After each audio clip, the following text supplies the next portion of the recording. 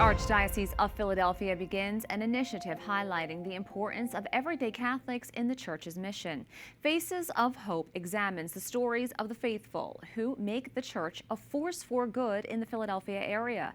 This includes the story of Nina Marie Corona, a successful business owner who leaned heavily on her faith when addiction crept into her family.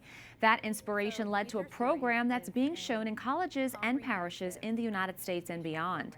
EWTN's Eric Rosales recently sat down with Nina Marie to learn more. And joining us now is Nina Marie Corona. Nina, great to be with you. First of all, tell us more about your story and how you dealt with the serious issue of addiction in your family and you turned to your Catholic faith. I did. At the time, my story started years ago now, but at the time I was pursuing theology, and a loved one became addicted to prescription medications, and it escalated to very serious addiction, and it set me on a journey, a faith journey. Of course, I had already been on a faith journey, but it set me into, I think, a new understanding of my faith and understanding of addiction at the same time. And what emerged from that was a ministry. It was never expected. But along the journey, as I grew in understanding and I began to talk more and more with others about this topic, I realized that it was widespread. I didn't know that at the time, and that many, many people were suffering in silence, especially in the church, because addiction, of course, is, there's a lot of stigma surrounding it, and I would say even more so within the church. And I believe that's due to a lack of understanding about the nature of addiction. And so as I learned more and more about addiction, I ended up creating a program when I was in graduate school called We Thirst Christian Reflections on Addiction.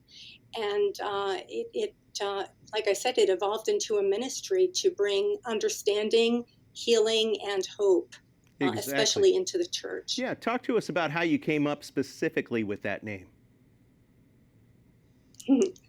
Well, We Thirst stands for the underlying thirst that we all have, that is for God, of course, but that we don't necessarily recognize as being a thirst for God. And so at some point in the series, when I talk about the spiritual nature of addiction, I explain how there are many ways that people try to satisfy that thirst, not recognizing that it is a thirst for God. And of course, one of those ways is substances.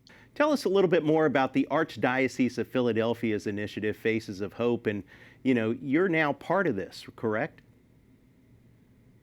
Yes, well, yeah, I was humbled to be one of the Faces of Hope, and the Archdiocese of Philadelphia really has been at the forefront of all of this. They were one of the first dioceses to really embrace this program, and they understood its need and the role that the church can play in aiding people, in providing hope and comfort and mercy. And they've just been extremely supportive. It was even presented for the Archdiocesan headquarters for the staff and for the clergy, and at various churches throughout the Archdiocese over the years. Nina Marie Corona, thank you so much for joining us. Thank you, Eric. Take care. Take care. God bless.